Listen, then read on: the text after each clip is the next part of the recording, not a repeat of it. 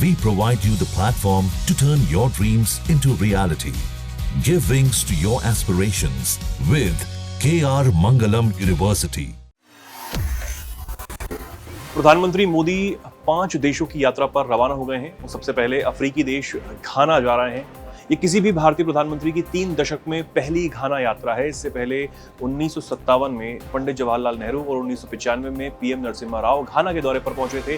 घाना में पीएम मोदी राष्ट्रपति जॉन महामा से मिलेंगे। दोनों नेता द्विपक्षीय व्यापार और रिश्तों पर चर्चा करेंगे। इस दौरान एनर्जी, खेती और डिजिटल तकनीक और वैक्सीन हब डेवलप करने के क्षेत्र में कई एमओयू भी साइन होंगे। भारत का यूपीआई और डिजिटल पेमेंट सिस्टम घाना में लाने के बारे में भी बातचीत होगी। क्वाड देशों के विदेश मंत्रियों ने जम्मू कश्मीर के पहलगाम में हुए आतंकी हमले की कड़ी निंदा की है और आतंकवाद के खिलाफ एकजुट होकर कार्रवाई करने का संकल्प भी लिया है। उन्होंने कहा कि इस हमले के दोषियों को जल्द से जल्द न्याय के कटघरे में लाया जाएगा। क्वाड में भारत, अमेरिका, जापान और ऑस्ट्रेलिया शामिल हैं। विदेश मंत्री डॉक्टर एस जयशंकर ने इस मीटिंग में कहा कि भारत को अपने लोगों की सुरक्षा के लिए आतंकवाद के खिलाफ कार्रवाई करने का पूरा अधिकार है।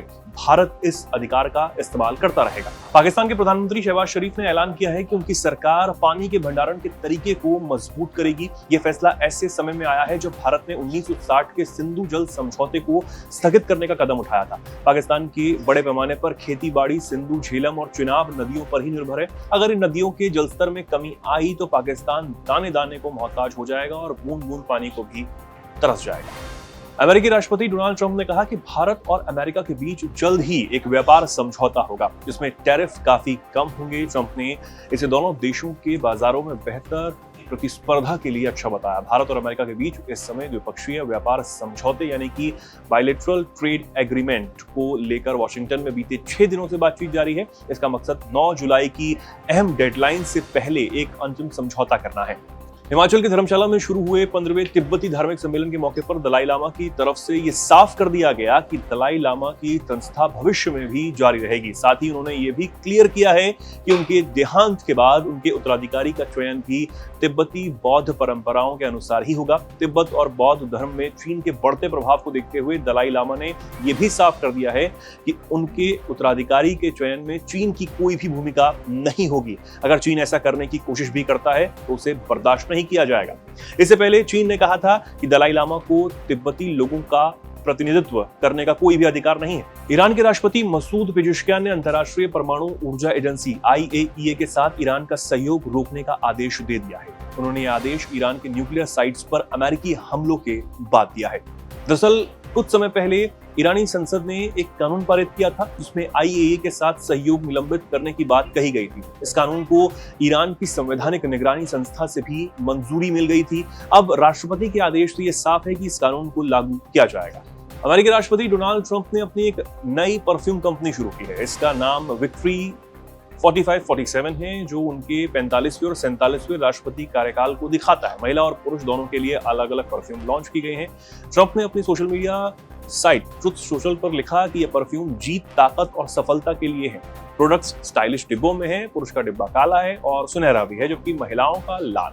परफ्यूम की बोतलें ट्रंप की छोटी मूर्तियों जैसी हैं। इसकी कीमत लगभग $249 यानी कि लगभग 21,000 रुपए है। कुछ लोगों ने इसकी तारीफ की है और कुछ इसकी आलोचना भी कर रहे हैं। राष्ट्रपति डोनाल्ड ट्रंप ने धमकी दी है कि अगर अगले हफ्ते तक अमेरिका और जापान के बीच कोई व्यापार समझौता नहीं होता है तो वो जापान से आने वाले सामान पर 30% या फिर 35% तक का भारी भरकम टैक्स लगा देंगे।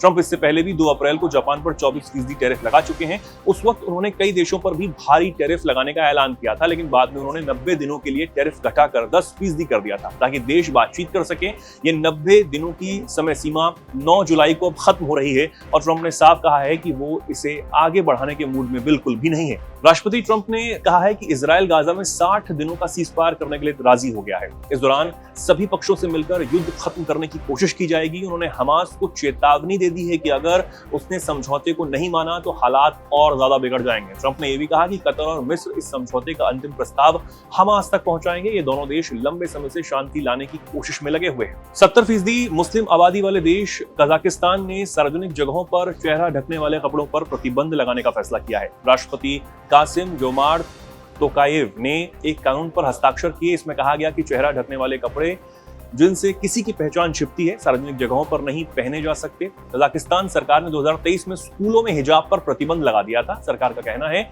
कि स्कूल यूनिफॉर्म के नियम हिजाब पहनने की इजाजत नहीं देते हैं। इस फैसले के खिलाफ 150 लड़कियों ने स्कूल छोड़ दिया था।